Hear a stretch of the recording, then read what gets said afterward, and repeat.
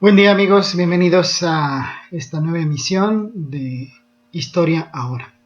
Porque la historia es una necesidad de todos y porque la historia es presente y no pasado, por eso decimos Historia Ahora.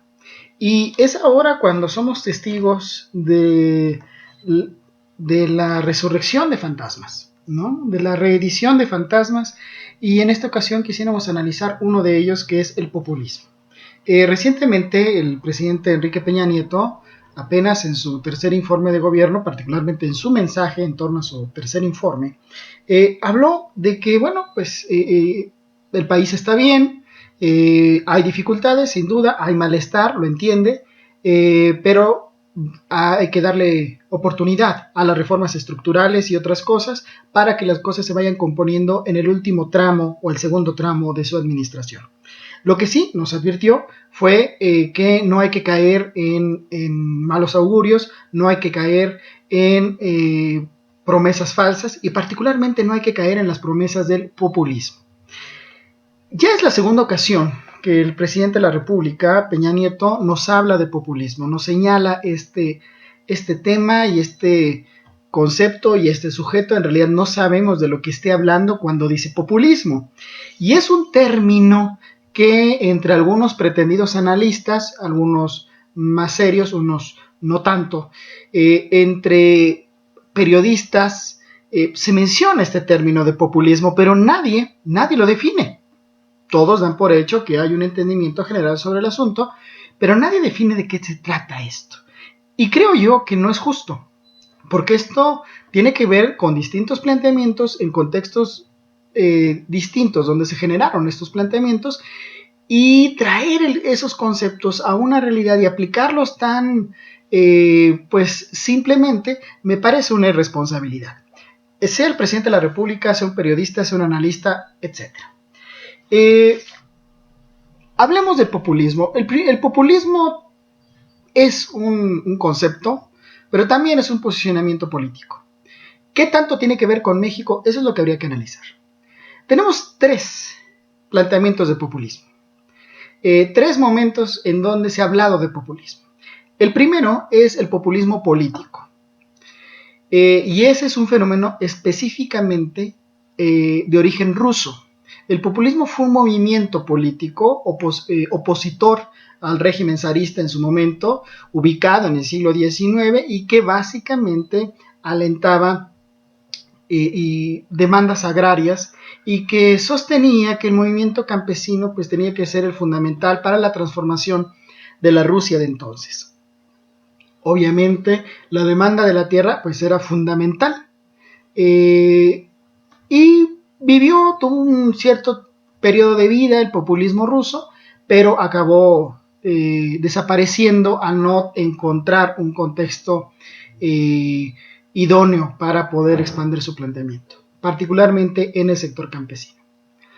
Ese es el primero, y en realidad es el único movimiento político que se asumió como populista.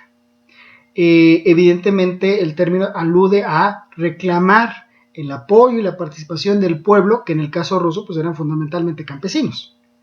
Ahora, hay otro populismo, hay otros dos, pero estos son en el terreno teórico-académico, ¿sí? Son básicamente conceptos.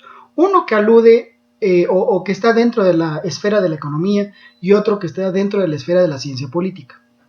Los dos surgieron más o menos al mismo tiempo, en la década de los 70 es donde encontraron su apogeo.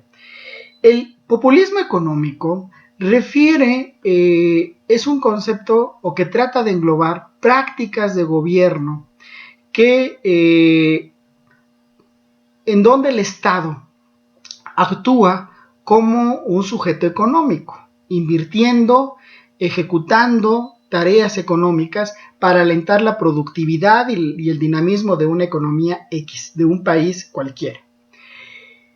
El Estado puede partir o puede tener un papel económico siempre y cuando tenga medidas sanas para actuar. Por ejemplo, una política fiscal amplia, sana, sistemática. De no ser así, el Estado tendría que recurrir a otras vías de financiamiento como la deuda, la inflación, la devaluación, pero si no hay crecimiento económico, estas medidas se vuelven riesgosas. Entonces, aún así, el Estado recurre a estas medidas para financiar su participación dentro de la economía. ¿Por qué los estados acuden o deciden participar en la economía? Porque muchas veces el sector privado pues no actúa, no invierte. Esa fue la realidad, por ejemplo, en la década de los 70 en México. El sector privado no invertía y el Estado tenía que cubrir ese faltante. Y lo hacía con sus propios recursos en este caso deficitarios, porque el crecimiento económico de México en los 70 ya no era el mismo de la década de los 60 o 50. Así pues, cuando el Estado participa con sus recursos y más con recursos que vienen de medidas un tanto riesgosas, repito, como la deuda, la inflación o la devaluación, entonces estamos frente a una actuación populista en términos económicos. Así lo definen cierta corriente económica. Ahora, hay otro planteamiento teórico que habla también de populismo, pero es un populismo político también. Este planteamiento teórico nos dice que el Estado, otra vez, el Estado actúa para poder satisfacer demandas sociales, pero no lo hace con el concurso activo de los sectores sociales demandantes. Es decir, el Estado resuelve las demandas campesinas, resuelve las demandas obreras, pero no lo hace junto con esos sectores organizados. Es decir, no alienta la participación, la acción de los campesinos para resolver esas demandas, no alienta ni promueve la acción de los obreros para resolver sus demandas. Lo hace el Estado por su propia cuenta, pero también con su propio criterio político. Esta sustitución del Estado por las masas organizadas en la realización de sus demandas es lo que en cierta teoría política se llama populismo, es decir, es un Estado populista. Resuelve demandas populares, pero sin el pueblo. Así pues, tenemos un panorama en donde hay, sí, un referente de un movimiento político y dos planteamientos teóricos, uno dentro de la economía, otro dentro de la ciencia política. Los planteamientos teóricos nos hablan de la actuación del Estado, sea en la economía, sea en la vida política, frente a sectores sociales, particularmente populares. Bueno, la pregunta aquí es, esos tres planteamientos, ¿qué tienen que ver con la realidad política actual? ¿Por qué Enrique Peña Nieto, presidente de la República Mexicana, habla de populismo y nos advierte de la influencia y las propuestas del populismo en el momento actual? ¿De dónde viene la necesidad de advertirnos? ¿De dónde viene su necesidad, la necesidad del presidente, para hablar de esto ya en dos ocasiones y en una de ellas en su tercer informe de gobierno? Creo que queda muy claro para algunos versados y otros que pretendemos estar informados, que esto es en alusión evidentemente a Morena y Andrés Manuel López Obrador. Y no estoy aquí defendiendo a unos y a otros, simplemente estoy tratando de entender y que entendamos de qué se trata todo este debate, digo yo, falso. ¿Es Andrés Manuel López Obrador un populista? Se dice populista a Andrés Manuel López Obrador porque en su momento, como gobernante del Distrito Federal de la Ciudad de México, generó apoyos para madres solteras, generó apoyos para adultos mayores, generó apoyos para jóvenes. ¿Por eso es populista? Es decir, en ese sentido, Franklin Delano Roosevelt, con su New Deal, al promover el empleo, al promover la educación y la salud para el pueblo estadounidense después de la crisis del 29, ¿era populista? El Estado japonés, a partir de la Revolución Meiji del siglo XIX y particularmente después de la Segunda Guerra Mundial, al promover él una planificación de la economía y trabajar con todos los sectores económicos para darle un curso racional y coherente a la economía. ¿Es un populista el Estado japonés? Hoy día, cuando Angela Merkel, canciller de Alemania, mantiene una política de protección, de apoyo a sus multinacionales, principalmente a los bancos alemanes que han sido los grandes beneficiarios de la crisis en Europa, al apoyarlos a ellos como Estado, ¿es populista?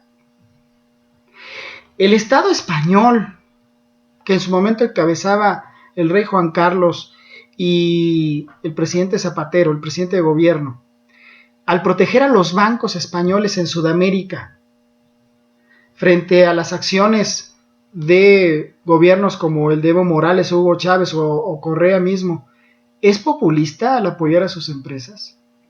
No, resulta que ahí son líderes de la globalización y el libre mercado. ¿En qué momentos tiene que actuar el Estado y a quién tiene que apoyar y rescatar? Es decir, Ernesto Zedillo, cuando viene la crisis financiera en el 95 y rescata a los bancos y nos impone el Fobaproa, ¿ahí no fue populista? Es decir, el Estado cuando rescata bancos, cuando rescata a los ricos, ¿no es populista? Pero sí lo es cuando apoya a sectores marginados, a sectores vulnerables como jóvenes, madres solteras o ancianos. ¿Dónde está el planteamiento? ¿De qué estamos hablando?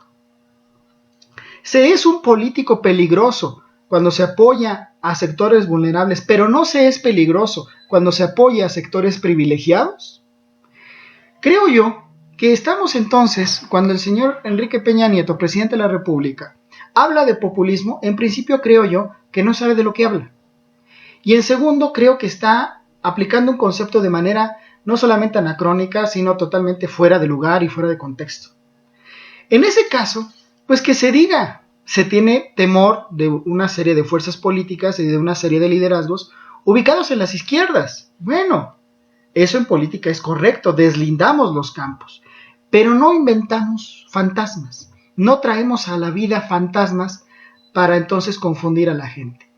Porque sí, confundir a la sociedad y a la opinión pública con fantasmas, con conceptos mal usados, mal ubicados, eso sí es demagogia. Y eso sí es riesgoso en un país que ya de por sí vive en una crisis económica, social y política ya bastante grave.